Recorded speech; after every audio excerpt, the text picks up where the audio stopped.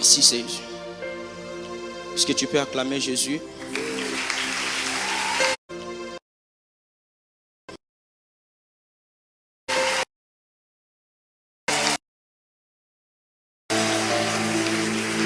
Nous allons prendre nos Bibles, nous sommes en Exode chapitre 12, le premier verset jusqu'à 7. Exode chapitre 12, le premier verset jusqu'à 7.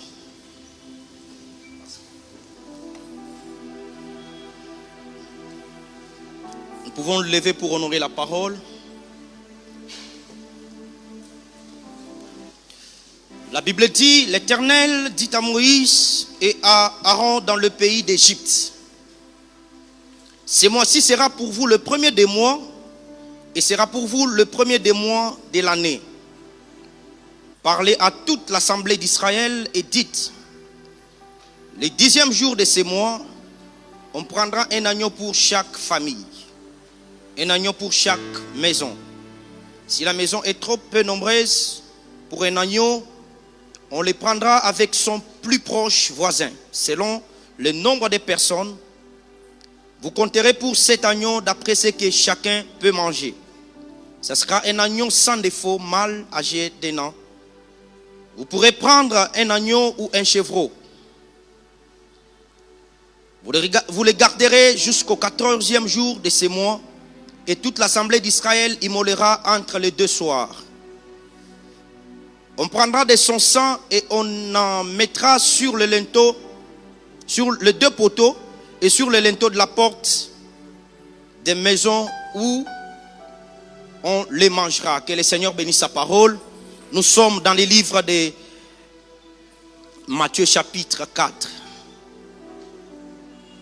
Matthieu chapitre 4.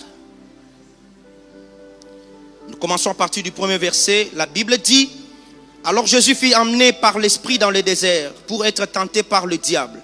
Après avoir jeûné 40 jours et 40 nuits, il eut faim. Le tentateur s'est approché et lui dit: si tu es fils de Dieu, ordonne que ces pierres deviennent des pains. Jésus répondit: il est écrit, l'homme ne vivra pas de pain seulement, mais de toute parole qui sort de la bouche de Dieu. Le diable le transporta dans la ville sainte, le plaça sur le haut du temple. Il lui dit: si tu es fils de Dieu, jette-toi en bas, car il est écrit, il donnera des ordres à ses anges à ton sujet, et ils te porteront sur les mains de peur que ton pied ne heurte contre une pierre. Jésus lui dit: il est aussi écrit, tu ne tenteras point le Seigneur ton Dieu. Le diable les transporta encore sur une montagne très élevée, lui montra tout le royaume du monde et leur gloire, et lui dit: je te donnerai toutes ces choses si tu te prosternes et m'adores. Jésus lui dit: retire-toi Satan, car il est écrit, tu adoreras le Seigneur ton Dieu et tu le serviras lui seul. Le verset 11. Alors le diable le laissa, et voici des anges vinrent auprès de Jésus et le servaient. Le dernier, je crois, c'est Ésaïe chapitre 46, le verset 10. Ésaïe 46, le verset 10. Est-ce qu'on peut lire ensemble? 1, 2, 3.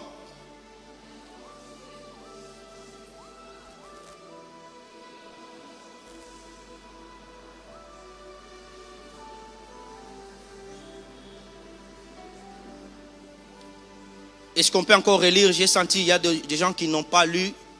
1, 2, 3.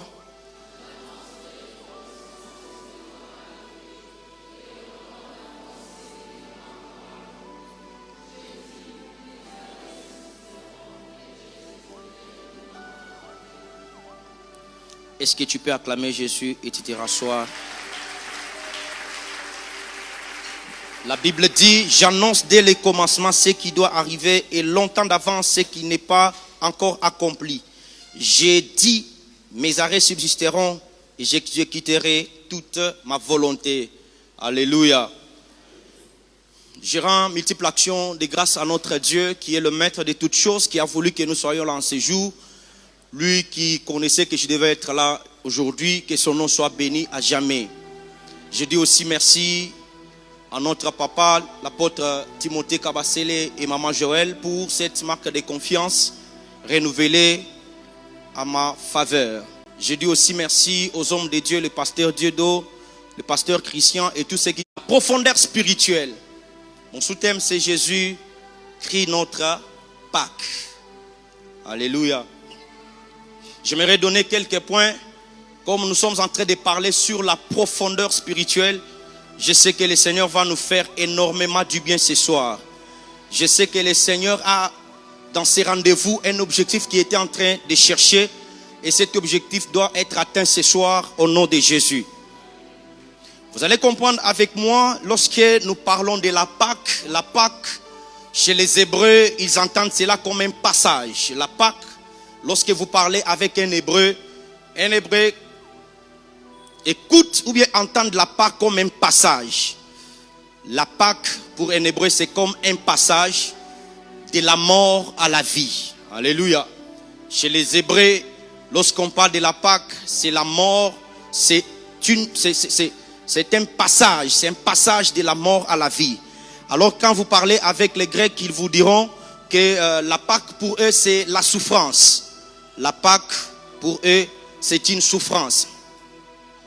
Et vous allez remarquer que depuis la Bible, le mot la Pâque a été donné une seule fois. D'abord, pour la première fois, je peux bien le dire, c'est en Exode chapitre 12. Avant Exode, il n'y avait pas ces mots. Et vous allez voir que ces mots ont intervenu le temps où Israël s'est retrouvé en captivité. Pendant qu'ils ont déjà fait beaucoup de temps dans la captivité. Et que Moïse, Dieu lui avait envoyé avec le bâton. Son bâton avait fait beaucoup de miracles. Et ces miracles n'avaient pas pu donner la réponse ou libérer les enfants d'Israël. Lorsqu'on parle de la Pâque en soi, c'est toute une délivrance. Alléluia. La Pâque, c'est une délivrance. La Pâque, c'est une libération. Donc, on nous libère de la captivité que nous étions et nous entrons dans la possession de notre héritage. Et je suis convaincu que ce soir, le Seigneur va te faire quitter de la captivité vers ta terre promise au nom de Jésus.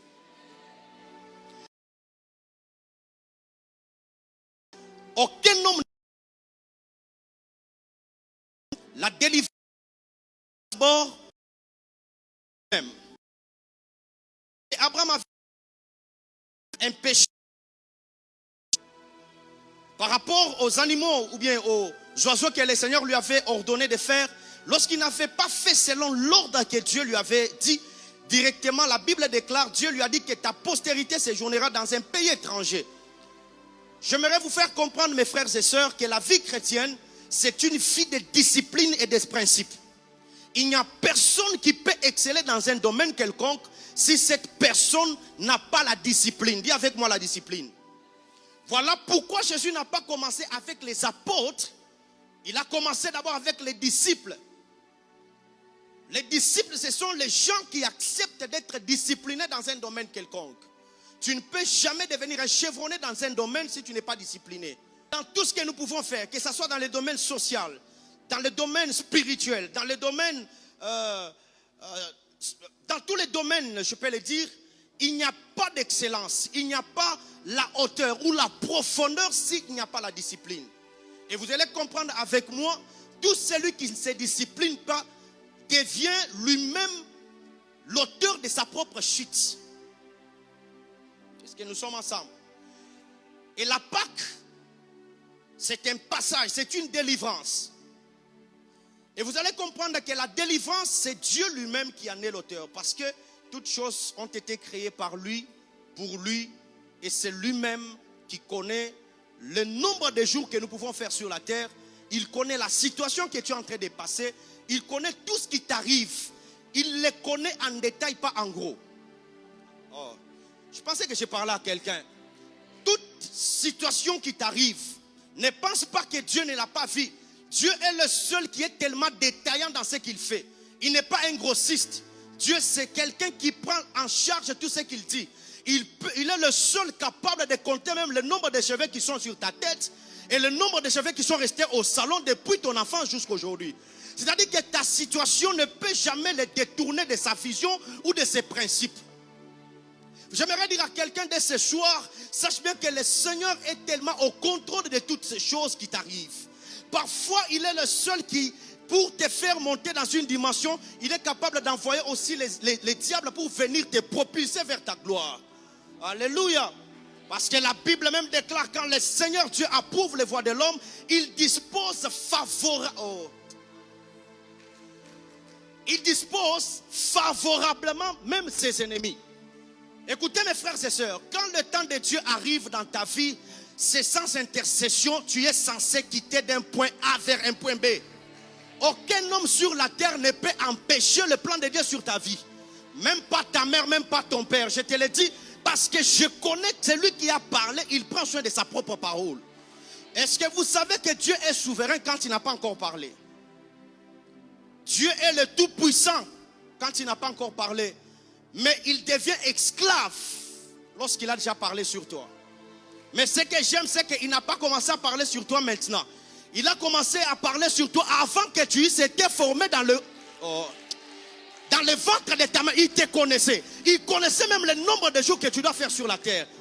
Voilà pourquoi j'aimerais dire à quelqu'un, ne te débrouille pas sur cette terre. Tu as quelqu'un qui a déjà planifié tout pour ta vie. Si Dieu ne t'a pas béni, ne te bénit pas. Oh, ton amen est chétif. Si Dieu ne t'a pas béni, ne te bénit pas. Dieu est le seul qui contrôle toutes choses. Il a déjà vraiment un canevas bien détaillé. Il n'y a rien qui peut échapper à son contrôle. Alors dis à ton voisin, ne te débrouille pas sur la terre. Dis-le-lui encore, ne te débrouille pas sur la terre. Mais fais en sorte que tu découvres les canevas divins. Connaître la pensée de Dieu sur ce que c'est, le programme qu'il avait déjà établi pour toi. C'est alors que tu réussiras au nom de Jésus. La profondeur spirituelle. Et la Bible nous montre que Jésus, parce qu'auparavant il y avait beaucoup de choses, lorsque Israël s'est retrouvé en captivité, Dieu utilisait le bâton de Moïse pour faire beaucoup de miracles. Je vous épargne beaucoup de détails. Alléluia. Dieu utilisait les bâtons pour faire plusieurs miracles. Et quel que soit le miracle qui s'est passé, la Bible nous montre que Pharaon n'a pas laissé les enfants d'Israël. Écoutez-moi mes frères et sœurs. Lorsque Dieu faisait plusieurs miracles, passant par le bâton de Moïse, cela ne veut pas dire que Dieu était incapable de faire sortir Israël dans un seul jour. Mais Dieu savait qu'en Égypte, il y avait plusieurs dieux. Alors, tous les miracles, 9 miracles, d'abord, Dieu était en train de détruire tous les dieux de l'Égypte. Dieu voulait commencer à tuer tous les dieux d'Égypte avec des tailles. Quand vous allez voir, l'eau s'était transformée en sang, vous découvrez que cet homme-là allait se masturber dans le fleuve Nil. Quand Moïse a commencé ce miracle, c'était pour commencer à tuer ces dieux-là. Tous les miracles qui s'étaient passés, les 9 miracles, ça veut dire que Dieu était en train de tuer tous les dieux. Parce que là-bas, il y avait beaucoup de dieux. Alléluia. Voilà pourquoi quand tu vois ta bénédiction en train de tarder, les combats se multiplient. Mais j'aimerais t'informer, les combats là ne t'avaleront jamais. Les combats te donnent des vitamines pour accéder dans une autre dimension. Parce que Dieu doit se rassurer qu'il a déjà tué tout. Quand il va te bénir, aucun homme ne peut encore venir pour te détruire. Alléluia.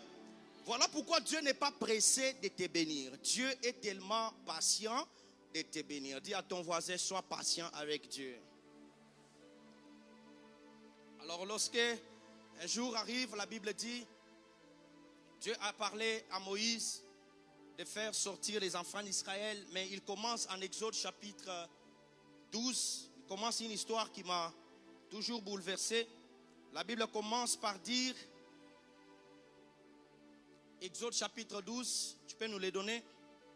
La Bible commence par dire, l'Éternel dit à Moïse et Aaron dans le pays d'Égypte. Écoutez ce que l'Éternel dit, il dit, ce mois-ci sera pour vous le premier des mois. Il sera pour vous le premier des mois de l'année. Je crois vous avoir expliqué un jour pourquoi Dieu n'a pas donné les noms de ces mois. Parce que chaque mois qui se respecte a un nom. Nous avons janvier, février, mars, avril, juin, juillet, août, septembre, octobre, novembre. Hein? Mais pourquoi Dieu, en parlant, il n'a pas donné les noms de ces mois? Il commence par dire ces mois-ci. C'est quel mois? Dieu voulait simplement faire comprendre aux enfants d'Israël. Vous avez passé beaucoup de temps en Égypte. Maintenant, j'aimerais que vous puissiez passer de l'Égypte vers la terre promise. Alors cela va se passer ces mois ici. C'était quel mois? On ne sait pas le nom de ces mois. Pourquoi Dieu s'était tue de ne plus donner le nom de ces mois? Parce que Dieu savait. Si je donne le nom peut-être le mois de février, il y aura un chrétien qui sera sur la terre un jour. S'il sera aussi dans une captivité quelconque et qui se retrouve au mois de décembre, donc il va attendre seulement le mois de février pour être libéré.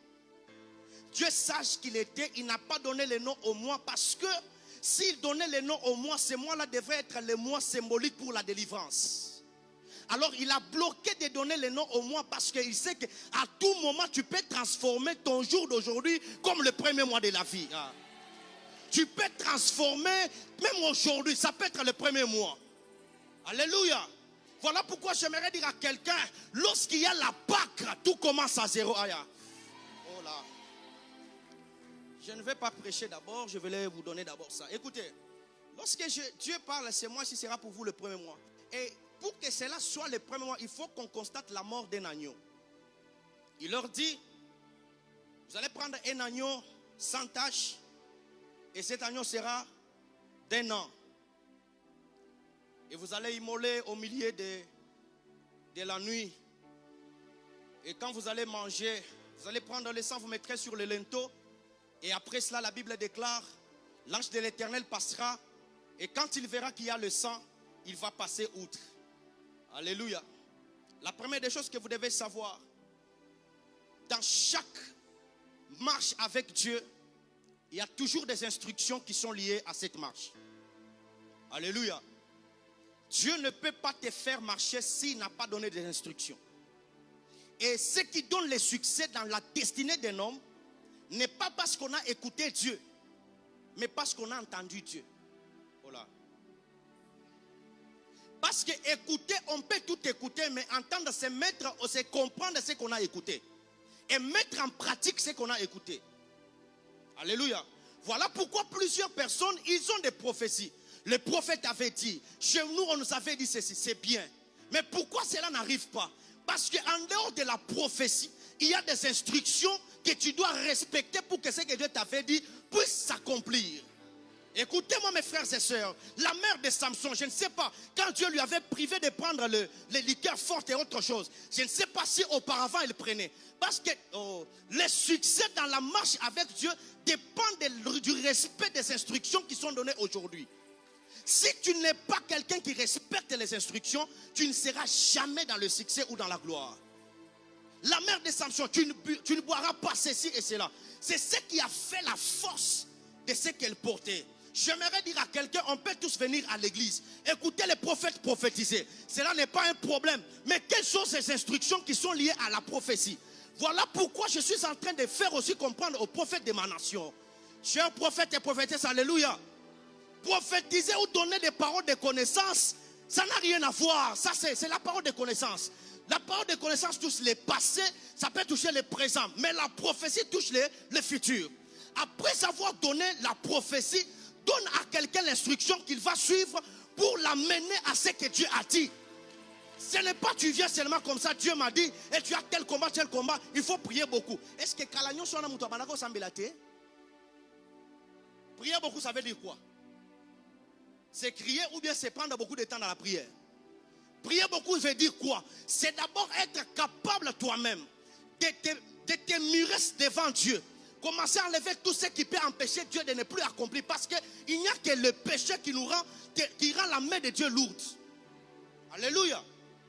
Il y a des instructions. Commence à faire ça, faire ça, faire ça. C'est ça le rôle de la prophétie.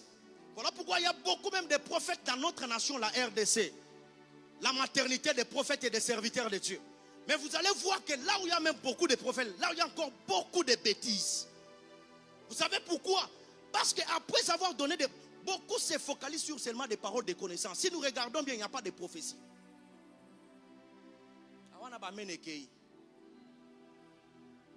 Écoutez-moi mes frères et sœurs. Dieu peut te parler. J'aime beaucoup l'attitude de Marie. Lorsque Marie, l'ange lui est apparu, l'ange a commencé à parler. Après avoir parlé, c'est alors que Marie a posé la question. Comment c'est là? Écoutez mes frères et sœurs. Nous avons des gens aujourd'hui. La prophétie n'a pas encore terminé. Tu es déjà commencé à entrer en extase. Après l'extase, quelle instruction qu'on t'a donnée? Apprenons à écouter d'abord l'instruction. C'est ça l'élément moteur vers l'accomplissement. Alléluia. Et lorsque Israël a trouvé ses instructions, la Bible déclare, Moïse a fait exactement ce que le Seigneur lui avait confié. Et après un moment donné, la Bible dit, ils ont immolé cet agneau et tous les enfants d'Israël ont mangé. C'était à 0 heure. Et l'ange de l'Éternel, quand il est sorti, il a commencé à frapper le premier-né des pharaons jusqu'au bétail. La Pâque. Dis à ton voisin la Pâque. Dis-le-lui encore la Pâque. Après l'instruction, vous devez savoir. Chaque chose que Dieu te donne, ne te donne pas seulement pour toi-même. Il te donne, mais en tenant compte de la génération future. Alléluia. Voilà pourquoi, à chaque moment que nous vivons dans notre marche avec Dieu, lorsque Dieu te délivre, il ne te délivre pas seulement toi-même. Il te délivre parce qu'il sait qu'après toi, il y a une progéniture. Il y a la succession. Alors je te permets de dire à ton voisin, tout ce que tu as n'est pas pour toi. Il y a aussi ma part. Maintenant, pose-moi la question pourquoi. Parce que l'arbre n'est pas le consommateur de ses propres fruits. Voilà pourquoi dans la Bible, Marie, vous allez voir que les mages sont venus, ils ont adoré Jésus. Vous allez voir qu'il y a plusieurs personnes qui ont adoré Jésus, mais Marie et Joseph n'ont jamais adoré Jésus. Pourquoi? Parce que c'est elle, eux, le propriétaire. Tu as la grâce n'est pas pour toi. Tout ce que Dieu te donne ne t'appartient pas. C'est pour mettre au service de l'autre. Même quand Dieu te bénit avec l'argent, ce n'est pas seulement pour toi. Il te bénit avec l'argent pour celui qui est aussi à tes côtés. Il te bénit avec le ministère, ce n'est pas pour moi. Les dons spirituels ne sont pas pour moi. Il me l'a donné pour aussi parler et donner aussi aux autres. Alléluia. La délivrance d'Israël, c'est parce que Dieu savait qu'après eux, il y aura encore d'autres personnes qui viendront. Le mal avec nous, les Congolais, nous aimons toujours les choses de Bluetooth, Charit. Nous aimons toujours les choses de Zender. Nous n'aimons pas payer les prix. Voilà pourquoi au Congo, nous sommes les premiers à cultiver le maïs. Parce que tu sais que le maïs, quand tu cultives dans peu de temps, dans 3 mois, tu auras déjà le maïs. Et vous allez voir dans d'autres pays les plus développés, on est en train de s'aimer les choses comme des avocatiers, palmiers. Ce sont des choses qui prennent beaucoup de temps. Mais quand ces arbres-là atteignent la maturité, ce sont les arbres qui sont capables de durer. Alléluia. J'aimerais parler à un serviteur de Dieu. Ne sois pas pressé. Parce qu'il y a beaucoup de gens qui ont des ministères de bananiers. Alléluia. Un ministère de bananiers, c'est un ministère, quand tu vois, ça monte, ça monte, ça monte. Dès qu'il a des fruits, ça tombe même avec les fruits. Soyons comme des palmiers et des acacias. Plus le temps passe, même si on ne me donne pas le micro, je dois m'asseoir. Même si le Père ne m'a pas donné le micro, je dois m'asseoir parce que je suis un palmier. Il ne faut pas voir celui qui est devant toi. Écoutez, même sur le plan minéral, vous allez comprendre qu'il y a des métaux, entre autres des minéraux qui ne sont pas, qu'on ne peut pas traiter avec le même degré de feu. Oh. Alléluia. Si vous prenez les diamants, vous prenez peut-être les cobalt et les cuivres, il y a un degré bien défini qu'on peut traiter avec pour que ça soit pur. Il y a d'autres qui acceptent 30 degrés Celsius de feu pour que ça soit pur. L'autre accepte 50 degrés Celsius pour que ça soit pur. L'autre accepte 70 degrés Celsius pour que qu'il soit pur. Mais quand il s'agit de l'or, l'or est le seul qui accepte 100 degrés Celsius de feu pour qu'il soit pur. C'est la même manière aussi dans le ministère. Quand tu vois quelqu'un devant, peut-être il est dans 30 degrés Celsius, c'est son temps, laisse-les partir. L'autre peut être à 80, laisse-les partir. Toi, tu es énorme, il faut que ça te prenne beaucoup de temps pour que tu arrives devant. Plus tu prends beaucoup de temps, plus encore la profondeur et la hauteur sera grande. Mes frères et sœurs, moi je refuse le ministère des bananiers. On est tellement pressé d'être exposé, mais quand on regarde, tu dois donner quoi? Il n'y a plus. Et la Bible déclare, quand ils sont sortis, l'agneau a été immolé. Ils sont sortis. Et un jour, la Bible déclare que Pharaon est tenté de les poursuivre. Ce que je peux vous faire comprendre, parce que je vais prêcher maintenant, vous devez savoir que la Pâque qu'on faisait dans l'Ancien Testament, c'était une Pâque avec les animaux. On célébrait avec les animaux. Mais notre Pâque par excellence, c'est Jésus-Christ de Nazareth. Il est notre Pâque. Et vous devez savoir, nous ne fêtons pas la Pâque parce que c'est une date selon les Juifs. Ça, c'est une convention que les gens se sont donnée. Mais la vraie Pâque, c'est quand tu reçois Jésus-Christ comme Seigneur et Sauveur personnel. Il est mort en toi, il est ressuscité. Tu l'acceptes, c'est alors que la fête de la Pâque commence. Donc notre fête n'est pas liée à une date quelconque, mais notre fête c'est toute une vie. Oh, je pensais que je parlais à quelqu'un. Dis à ton voisin que la Pâque pour nous c'est une vie. La Pâque pour nous c'est une personne qui s'appelle Jésus-Christ de Nazareth. Est-ce que tu peux acclamer bien pour ce Jésus? Tu peux bien acclamer pour ce Jésus. Acclame bien, acclame bien. Alléluia. Est-ce que je peux maintenant prêcher? Alléluia. Mes frères et sœurs, j'aimerais nous faire comprendre que la Pâque dans l'Ancien Testament, c'était la mort d'un animal qu'on appelait l'agneau. Et cet agneau, quand Dieu avait parlé, il a dit que l'agneau doit avoir 1 an. Si nous typifions que cet agneau était Jésus, est-ce que Jésus avait 1 an? Jésus a fait combien sur la terre? Jésus a fait 33 ans. Comment on peut dire que Jésus est l'agneau pascal alors qu'il n'est pas mort à 1 an ou bien il n'avait pas 1 an?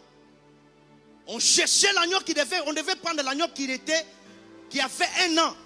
Mais Jésus a fait 33 ans. Je pose aussi la même question. Je commence à comprendre que Jésus-Christ, c'était l'agneau pascal. Pourquoi? Lui, quand il est venu proclamer une année de grâce. J'aimerais dire à quelqu'un, Jésus est le seul qui était capable d'accepter de mourir à ta place et proclamer une année de grâce. Et j'aimerais dire à quelqu'un, même s'il y avait la loi dans ta famille, même si tu as été maudit par ta propre mère, même si tu as été maudit par ton propre... Oh mon Dieu, je suis en train de t'annoncer une année de grâce dans ta vie. Je suis en train de t'annoncer une année de grâce. Une année de prospérité. Quand on parle de la grâce c'est une personne. La grâce c'est Jésus-Christ lui-même. Alléluia. Mais la Bible déclare, pendant qu'ils étaient en captivité, la Bible dit, ils devaient chercher cet agneau. Et l'agneau devait être consommé. L'agneau devait être mangé dans la maison. Et quand je constate bien, ils vont prendre le sang et déposer sur le linteau, le poteau. Afin que quand l'âge de la mort va passer, et quand il verra seulement le sang, il va passer outre.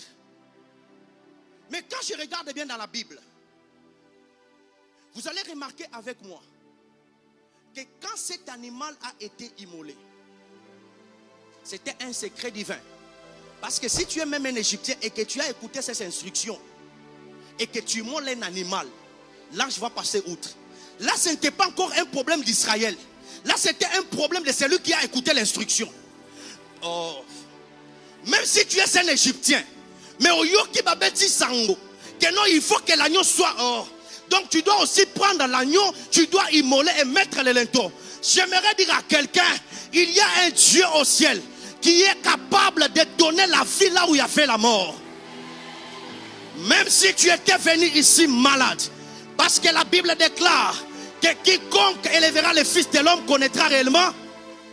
Si tu es ici, je déclare et j'annonce une nouvelle saison de grâce dans ta vie. Et la Bible dit, ils ont mangé, ils sont passés. Et ils arrivent devant la mer Rouge.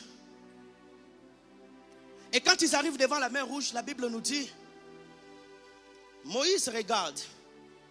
Les enfants d'Israël regardent. Derrière, il y a Pharaon. Devant, il y a la mer Rouge. Mes frères et sœurs, les enfants d'Israël commencent à murmurer contre Moïse. Comme si ce que Dieu avait fait, ils n'avaient pas vu ça. C'est ça l'attitude de beaucoup de gens. J'aimerais te dire, si dans ta marche, Dieu a déjà fait un jour et qu'il est resté en silence pendant le temps que tu passes, sache bien qu'il le fera certainement. Alléluia. Il le fera certainement. Maintenant écoutez. Lorsque Moïse arrive, Moïse commence par dire une chose qui m'a beaucoup tiqué. La Bible dit, Moïse dit aux enfants d'Israël, gardez silence, l'Éternel combattra pour. Comme cela ne suffisait pas, il dit encore, les Égyptiens que vous voyez, vous ne les verrez. Je pose la question, Moïse est au milieu des enfants d'Israël. Parmi les gens qui ont passé, il est aussi parmi ces gens-là qui sont sortis de l'Égypte. Comment est-ce que Moïse, pour parler, au lieu de dire les Égyptiens que nous voyons, lui dit les Égyptiens que vous voyez. Et au lieu de dire gardons silence, Moïse dit gardez silence. Pourquoi il s'exclut de cette histoire? C'est parce que Moïse savait. Si les enfants d'Israël pleurent devant la mer Rouge, c'est parce qu'ils n'ont pas la vision de Dieu. Alors, la personne qui a la vision de Dieu, qui connaît ce que Dieu lui avait dit dans le secret, il ne peut pas changer cela devant les hors. J'aimerais dire à quelqu'un, si le Seigneur t'avait dit que tu seras ministre au Congo, qu'il pleuve, qu'il neige, même si les sorciers du côté de ton père, du côté de ta mère sont venus, ils ne peuvent jamais effacer cela. Parce que celui qui a parlé, il est incontestable. Personne ne peut venir enlever ce que Dieu a dit. Moïse n'a pas dit les Égyptiens que nous voyons. Moïse a dit les Égyptiens que vous voyez. Quelqu'un qui a la vision ne confesse jamais la négativité. Mes frères et sœurs, nous avons déjà aujourd'hui à l'église, quand tu arrives dans ta vie, tu vois les choses qui commencent à sembler très difficiles, tu commences à changer la vision. Ne change pas ta vision à cause des circonstances. Celui qui t'a appelé s'appelle fidèle. Il est fidèle à sa parole. Lui-même est la parole. Lorsque Dieu parle, il parle même s'il n'y a pas d'enfant. L'univers entier est en train de se mobiliser pour te donner ce qu'il a dit. Je pensais que je parlais à quelqu'un. Moïse dit les Égyptiens que vous voyez, vous ne les verrez plus. Est-ce que tu peux dire à ton voisin, la souffrance que tu vois, tu ne la verras plus encore? Dis encore une fois, la guerre que nous voyons à l'est, oh la scopa, on ne les verra, oh la skayamakanta, litabokosha. Nous ne verrons jamais encore la guerre à l'est. J'annonce en tant qu'un envoyé de Dieu, l'heure arrive où l'est du pays sera un endroit le plus calme. J'annonce et je déclare, tous ceux qui ont combattu ce pays, j'aimerais les annoncer, à cause de la mort de l'agneau, à cause de la résurrection de l'agneau, nous déclarons la paix à l'est du pays. Nous déclarons la paix à l'est du pays. Nos frères qui sont morts à l'est, ils ne mourront plus jamais encore. Et si je déclare, est-ce que vous savez que quand Dieu se souvient, Dieu ne se souvient pas seulement de ses enfants, Dieu se souviendra aussi des ennemis. Quand Dieu se souvient, il ne se souvient pas seulement de ses enfants, il se souvient aussi de ses ennemis. Posez-moi la question, comment? Quand Dieu se souvient de ses ennemis, c'est pour les frapper, c'est pour les... Mais quand il se souvient de toi, c'est qu'il te dira, maintenant là, assis-toi à ma droite, jusqu'à ce que je ferai. J'annonce dans cette église la saison de la grâce, la saison de l'établissement, la saison où tes pleurs s'échangeront aux pleurs de la gloire. J'annonce sur ton ministère un ministère authentique au nom de Jésus, un ministère puissant au nom de Jésus. Je te déclare béni.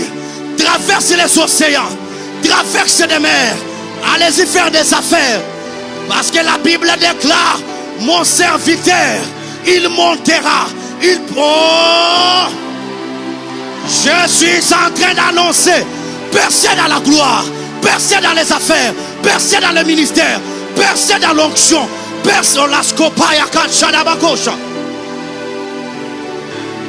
La profondeur. Écoutez-moi, j'ai vu Jésus, lui qui était la vraie Pâque. Quand il vient, Papa Christian, les bizarres avec Jésus, Jésus, au lieu d'aller naître dans un hôpital parce qu'il s'appelait roi, Jésus, on arrive là-bas, la Bible déclare: il n'y avait pas de place aux hôpitaux. Mes frères, il y a les choses que tu n'as pas. Ce n'est pas parce que ça n'existe pas. Il y en a, mais c'est occupé. Maintenant, je t'annonce: s'il n'y a pas des hôpitaux, la crèche t'attend. Ah. Parce que si tu es né dans la crèche, selon les humains, ça semble être bizarre. Mais selon les ciels, Jésus est allé naître là où il y a les animaux. Pourquoi? La première des choses, pendant la loi de Moïse, beaucoup des animaux mouraient. Comme Jésus s'appelle le prince de paix, la paix ne commence pas avec les hommes. La paix doit commencer avec les animaux. Voilà pourquoi, lorsqu'il vient, lui-même a formulé quelque chose: de ne plus naître dans les hôpitaux. Parce que s'il naît dans les hôpitaux, les animaux continueront à mourir. Jésus va naître là où il y a les animaux. Quand il entre là-bas, c'est là où il y avait la place. Je pose la question: pourquoi? Jésus bébé me répond: Joël, parce que les animaux sont morts nombreux, mais les péchés étaient couverts. Mais moi je suis venu pour ôter la profondeur spirituelle. La Bible dit: Jésus est né dans la crèche, là où il y avait les animaux. Il a commencé à dire aux animaux: votre temps est arrivé de repos. Vous ne mourrez plus encore. Parce que le vrai agneau est déjà venu. Ce n'est pas un agneau animal, mais c'est un agneau Dieu. Et quand il donne les repos aux animaux, il y avait aussi les bergers qui étaient en train de paître les troupeaux. Il regarde maintenant les bergers. Vous les bergers, votre travail vient de s'arrêter maintenant. Parce que moi, les bons bergers... Oh là.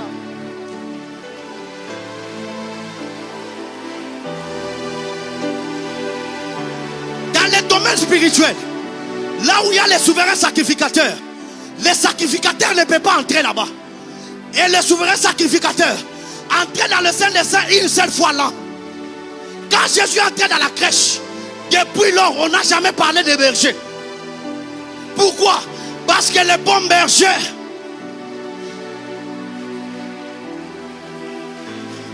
j'annonce à quelqu'un, à partir de ce soir, même si tu as été maudit, tu voyais la malédiction dans ta famille, tu voyais comment la pauvreté gérait ta famille, je lève ma main droite.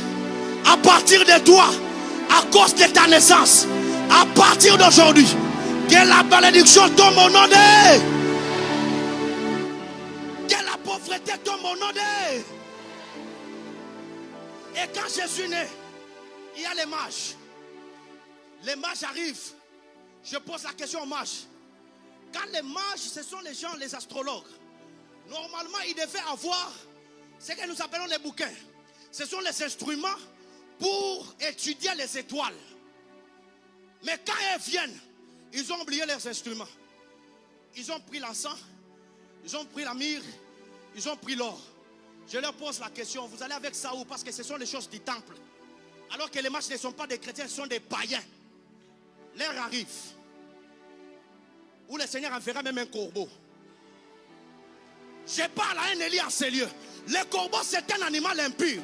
Mais comme nous sommes dans l'école de l'obéissance, tu obéis de quitter les torrents de Guérite pour aller chez la femme de Sarepta. Le corbeau, on la scopa. Tu refuses de quitter d'abord la Samarie vers les torrents de Guérite. Le corbeau sera libéré. Ce qui est bizarre, le corbeau vient avec la viande. Le corbeau vient avec aussi les pains. Le corbeau, c'est un carnivore. Il mange la viande. Les corbeaux mangent les pains. Mais comment le corbeau n'a pas mangé les pains d'Élie? Et comment Dieu, au lieu de choisir même un animal le plus beau, il choisit un corbeau qui mange les choses bizarres? Quand ton temps arrive, Dieu va te faire croiser avec un occultiste, mais qui va venir déposer ces choses-là dans ton ministère. Je déclare et j'annonce dans cette église, dans ton ministère, à partir d'aujourd'hui, que les gens entendent le son de ma voix, que le Seigneur secoue le ciel, qu'il secoue la terre, que les occultistes, l'argent qu'ils ont, ce n'est pas pour eux, c'est pour nous les enfants de Dieu. D'ailleurs, pendant que je parle, toutes les autorités qui ont volé l'argent du Congo, je suis en train de déclarer la maladie sur vous. Que Dieu vous frappe des maladies. Que vous ne soyez jamais libres. En église. Parce que le temps est arrivé où nous allons bâtir des temples. Je parle aux autorités voleuses, si vous voulez que je dise. Amenez l'argent que vous avez volé. C'est pour Dieu, ce n'est pas pour vous. Ça m'a bête à Babylone, à Babylone, qui est belé, hémorroïde. Vous allez attendre à Sida. Vous allez attendre à l'église. Ah, je sens que je dois prêcher. Dis avec moi la profondeur spirituelle. Ce qui est bizarre, Jésus commence à grandir avec seulement une seule robe. Et cette robe était sans couture. Vous savez pourquoi? Pour que toi tu t'habilles bien. Il y a un autre temps aux autres là, quand on te dit pourquoi tu portes, on va dire seulement à quelqu'un, ce n'est pas moi. Jésus a accepté de porter une seule robe pour que moi je porte beaucoup. Maintenant écoutez ce qui se passe. Dans le domaine de la Pâque, le mot Pâque c'est en Exode. Mais la Pâque n'a pas commencé en Exode. La Pâque a commencé dans le jardin d'Éden. Parce que je vois, il y a un homme qui s'appelle Abraham. Quand Abraham a péché, la Bible déclare Dieu a immolé un animal. Il leur avait fait. Mes frères et sœurs, je nous pose la question. Comment est-ce qu'un animal est innocent? C'est lui qui a péché, c'est l'homme. Comment Dieu peut immoler un animal, prendre la peau et couvrir? Ils ont péché. La Bible déclare qu'ils sont allés prendre les feuilles de figuier. Or, les feuilles de figuier, c'est une bénédiction que tu t'es faite toi-même. Il n'y a que la bénédiction de l'Éternel qui enrichit, qui nous a fait suivre d'aucun. Hein? Quand tu prends une feuille de figuier, tu portes.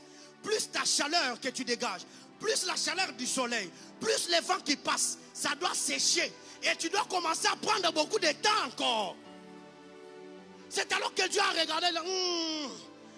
Il faut que j'enlève les feuilles. Je dois immoler un animal. Parce que avec un animal, sa peau, plus le temps passe, plus la peau devient encore très dure.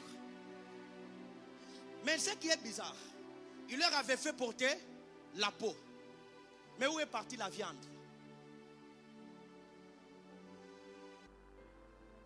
Dieu, où est partie la viande que tu as immolée, de l'animal que tu as immolé? Tu as fait seulement porter la peau, mais où est la viande? La Bible déclare, un jour aussi Moïse arrive, en Lévitique, la Bible déclare, vous ne pouvez pas, vous allez manger la viande, mais vous ne pouvez pas boire le sang. Ça devient compliqué. C'est-à-dire qu'Adam a porté la peau, Moïse a mangé la viande, mais quand Jésus vient, il dit, mangez ma chair, buvez mon sang. Or en Lévitique, on ne peut pas... Oh la scopade. Et la Bible déclare, comme cela ne suffisait pas, Paul aussi vient, il dit, revêtez-vous de Christ. En d'autres termes, ce que Adam a manqué, Moïse a mangé. Ce que Moïse n'a fait pas, Jésus a donné. Nous avons mangé. Et la chair, nous avons bu le sang et nous nous sommes revêtus de Jésus. Comment tu vas échouer là? Comment tu peux échouer la vie? Tu ne peux pas échouer la vie. J'ai mangé la chair de Jésus. J'ai bu le sang de Jésus. J'ai porté Jésus sur moi. Voilà pourquoi partout où je dois passer, je suis un roi des rois. Je marche comme Ola.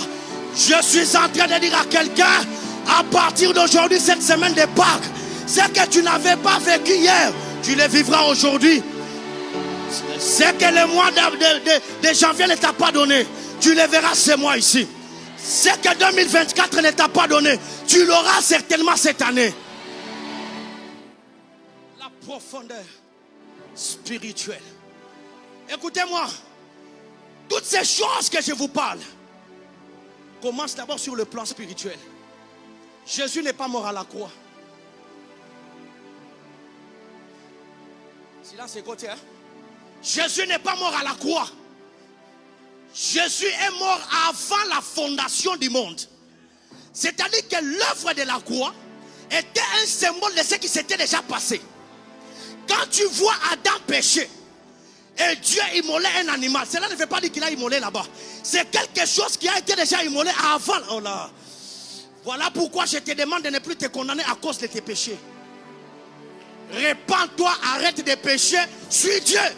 Il y a des hommes qui ont la culpabilité. Non, ici j'ai déjà avorté. Moi ici j'ai déjà tué. Moi ici j'ai déjà fait ceci. Frère, nous sommes dans la marche. Papa Christian, avez-vous déjà vu un jour quelqu'un qui tombe parce qu'il dort? Il n'y a que celui qui marche qui peut tomber. Alors lève-toi. Parfois les gens qui te condamnent, ils te condamnent parce que tu ne connais pas ce qu'ils font dans les secrets. Ne te condamne jamais. Nous sommes dans la marche. C'est comme un enfant qui est en train de marcher. Plus l'enfant est en train de tituber, parfois il tombe. Vous allez voir, on ne doit pas le relever lui-même. On va lui dire, la maman va dire, lève-toi, lève-toi. Maman, pourquoi tu ne prends pas l'enfant le faire lever? Dans la marche, il y a le temps où on doit te laisser. Dis à ton voisin, même si tu m'as vu tomber aujourd'hui, je suis dans la marche. Ah, dis-le-lui encore, quand tu me vois tomber aujourd'hui, je suis dans... Maintenant écoutez, à celui qui a mangé l'agneau, il ne peut pas rester par terre. Parce que quand on a Christ en nous, Christ lui-même devient la force. C'est là que tu vois l'apôtre Paul qui dit, si je vis, ce n'est pas moi qui vis, c'est Christ qui vit en moi. C'est-à-dire que Paul, ce n'était pas lui qui marchait encore, c'était Jésus qui marchait en lui. La Pâque.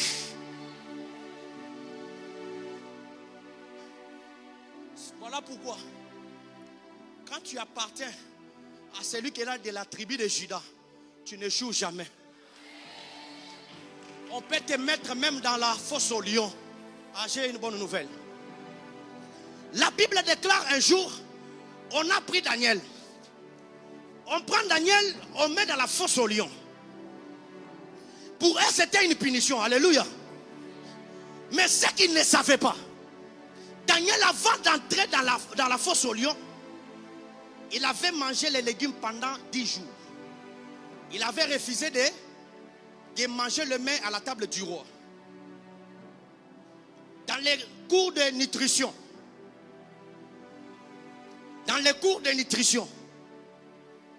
il est dit, l'homme devient ce qu'il mange.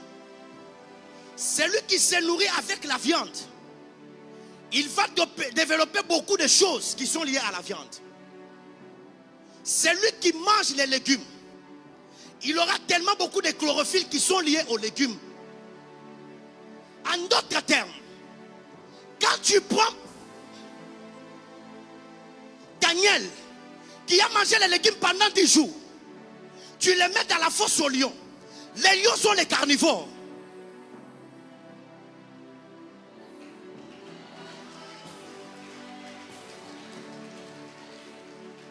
Dis à ton voisin la profondeur spirituelle. Celui qui mange la Bible, celui qui mange la parole de Dieu, finit par devenir cette parole. La parole que je vous parle, c'est Jésus lui-même. Tellement qu'il a consommé les légumes, on les jette dans la fosse aux lions. Les lions arrivent. Les lions avaient un homme. Mais l'odeur qui sortait, ce n'était pas le... Oh.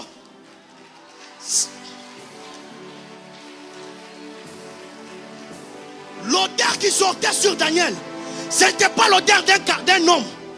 C'était l'odeur des légumes. C'est alors que les lions ont dit, nous ne sommes pas herbivores. Doti Kaye. J'annonce à quelqu'un. Tu écoutes cette parole.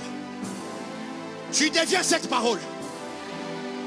La Bible déclare, moi et mon père nous sommes. La Bible n'a pas dit, moi et mon père nous sommes unis. Parce que l'uniformité n'est pas l'unité. On peut avoir tous les mêmes uniformes, mais on n'est pas dans une même classe.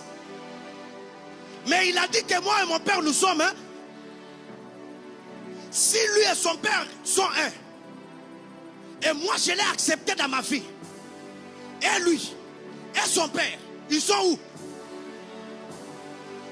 C'est-à-dire, quand tu vois Dieu parler à Moïse de prendre un agneau, la Pâque c'est l'échec des bâtons de Moïse. C'est Dieu qui quitte les bâtons de Moïse pour entrer dans l'agneau. Quand tu manges ce que tu manges, tu finis par le devenir. Voilà pourquoi les lions n'ont pas mangé Daniel. Parce que Daniel avait consommé les légumes. La deuxième chose, Daniel est de quelle tribu? Lorsque cet homme est en train de parler sur son fils Judas, Jacob dit, Judas, tu es un lion. En Proverbe chapitre 30, la Bible déclare, les lions ne reculent jamais devant une proie. Quand tu vois Daniel dans la fosse aux lions, et les lions ne font rien à Daniel, il faut savoir qu'ils sont de la même espèce et même race. Si nous sommes de la même espèce et même race, on ne se trahit jamais. Mes frères et sœurs, le temps est arrivé où nous devons consommer la parole, où nous devons consommer Jésus dans toute son entièreté, où nous devons consommer la parole. Est-ce que vous savez que Jésus ne viendra jamais prendre un homme, il viendra prendre sa parole? Lorsque ton corps s'est transformé en parole, la perfection liée à la parole, c'est alors que tu seras enlevé. Mes frères et sœurs, c'est là où le prophétique intervient. Dans la profondeur spirituelle, vous devez savoir, Jésus. Oh là. Oh là. Frère Moïse, le Seigneur est en train de me dire, pendant que je parle, le Seigneur me dit, dites à Moïse de ne plus pleurer. Il y a une consolation qui vient d'entrer dans la vie, dans votre couple aujourd'hui. Votre femme est où? Elle fait quoi? Elle devait venir. Elle travaille.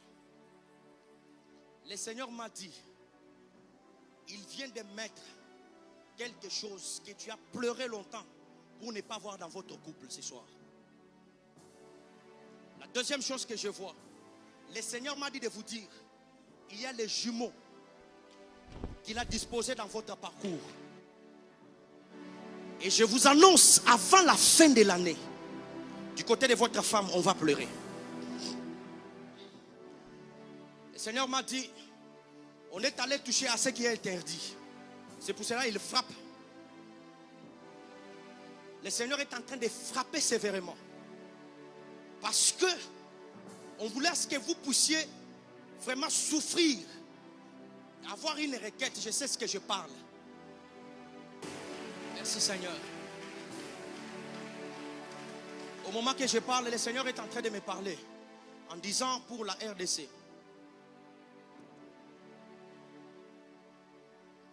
Le Seigneur m'a dit qu'il est en train de répandre une onction particulière et une grâce sur la RDC. Vous devez savoir, tout ce qui est arrivé Le Seigneur m'a dit de vous faire comprendre. Il est en train de nettoyer la RDC. Tous les faux. Il y a encore d'autres qui demeurent jusqu'à présent. Le Seigneur m'a dit, ils vont quitter tous. Parce que lui-même, maintenant c'est lui-même qui a pris les choses pour faire taire tous ceux qui sont en complot contre ces pays. Et j'entends clairement dans mon esprit, à partir du mois que nous commençons, le Seigneur est en train de m'annoncer clairement qu'il y a déjà des choses qui sont en train de classer. Et il y aura beaucoup plus de pays qui sont tout autour de nous ici. Ce que vous avez vu, c'est encore le début. Il y a encore d'autres événements qui vont arriver. Je crois avant de venir ici, j'avais annoncé dans une église à Lubumbashi. Le Seigneur m'avait parlé qu'il y aura un tremblement de terre. Et quand le tremblement de terre va commencer à partir de Lubumbashi, ça va monter ici à Kinshasa. Je vis des dégâts. Je crois que c'est la semaine passée qu'on m'a parlé qu'il y a eu un tremblement de terre. Et ça causait aussi des dégâts. Et le Seigneur m'a dit, cette chose va passer encore ici. Ça va passer encore ici. Le Seigneur m'a dit qu'il est en train de vouloir restaurer cette terre de la RDC. Et tous ceux qui sont dans l'alliance avec Dieu. Le Seigneur me dit de prier beaucoup pour l'église du Congo. Priez beaucoup pour le président. Priez beaucoup pour le président. Priez beaucoup pour le président. Quel que soit tout ce qu'on a déjà pris à gauche, à droite, du côté c'est la Russie et du côté même des États-Unis, tout ça c'est bien. Mais, je vous dis sincèrement, il faut qu'on prie beaucoup pour le président. Sinon, tous ces accords qui sont pris, parfois nous les verrons de loin. Je dis bien, prions pour le président. Alléluia. Est-ce que nous pouvons nous lever, acclame Jésus. Levons-nous, nous allons prier.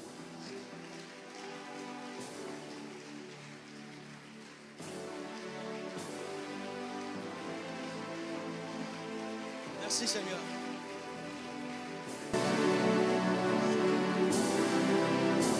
Est-ce que tu peux claquer tes mains en train de prier? Prie, prie, prie, prie, prie.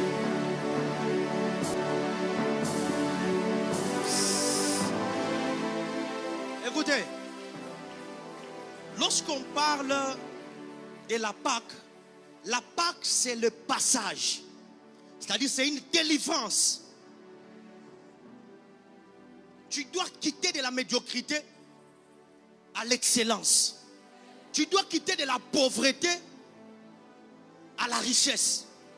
J'aimerais que nous puissions nous attaquer contre tout autel qui était en train de persister dans notre vie pour que nous ne soyons pas libérés.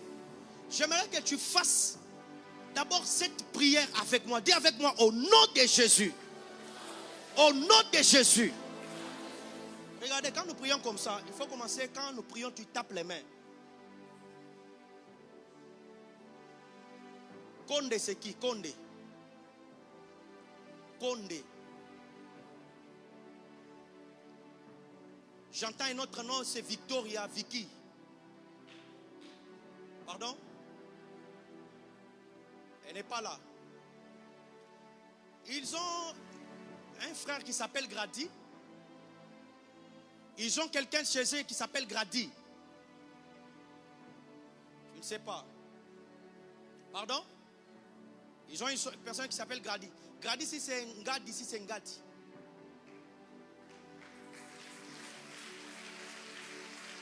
Le Seigneur est en train de me dire ceci.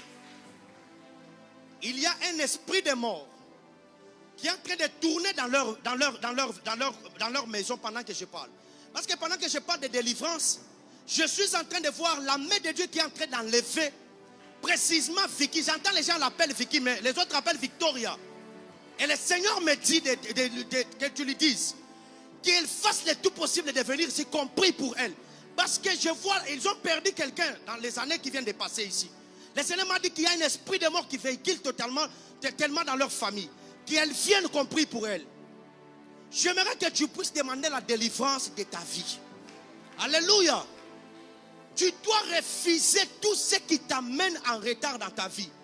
Tout ce qui t'amène en retard dans ta marche. Tu dois détruire tous les hôtels qui étaient en train de détruire. Est-ce que quelqu'un peut le faire?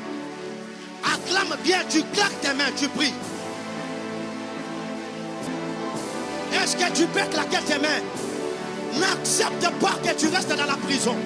N'accepte pas ça. N'accepte pas ça. C'est toi que tu as appelé à délivrer. C'est toi que tu as appelé à délivrer la famille. Est-ce que tu peux commencer à claquer tes mains en train de parler? Tu refuses avec tes enfants. Tu refuses avec ton mari.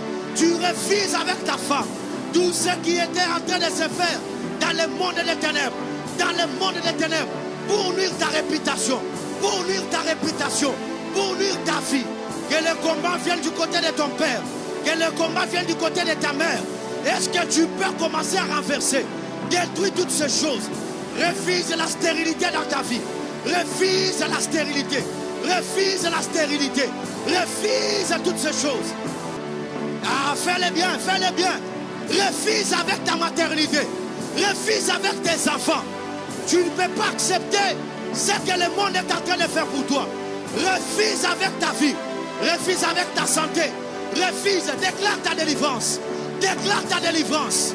Ta délivrance, ta délivrance. Vous savez, la délivrance commence à partir de la pensée. Alléluia.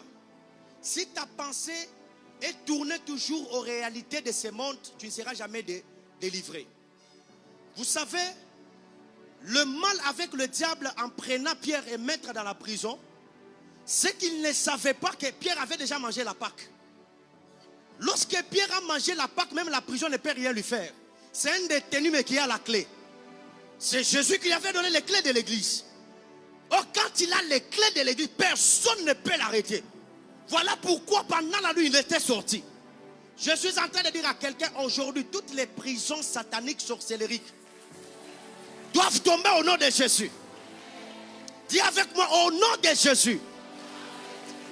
J'aimerais que tu, je ne sais pas, il nous reste seulement ces 2 minutes. J'aimerais que tu fasses ce que nous faisons avec amour de ta délivrance. Je suis convaincu que tu ne quitteras pas ici. Tchala, Tchala, c'est qui? Tchala. Tchala. Tchala. J'entends clairement Mireille Tchala. Pardon, c'est vous? Votre grande sœur. Elle est où? Approchez-vous d'abord vous-même là.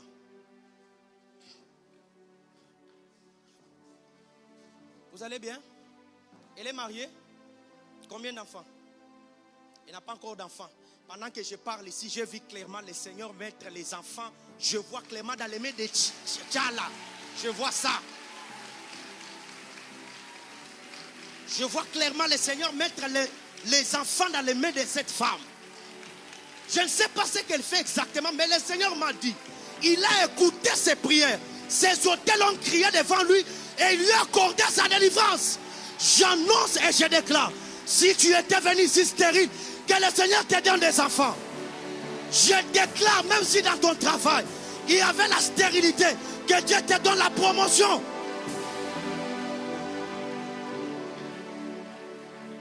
J'annonce à quelqu'un à partir de maintenant. Même si tu as été... Oh là, oh là, oh là.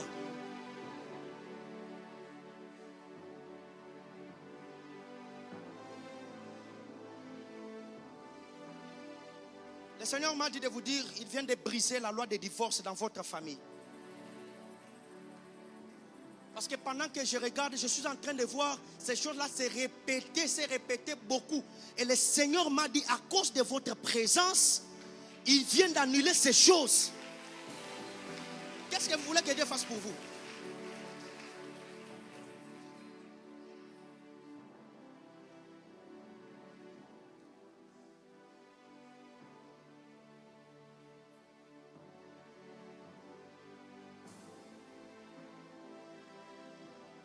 Israël, après avoir fait 430 ans,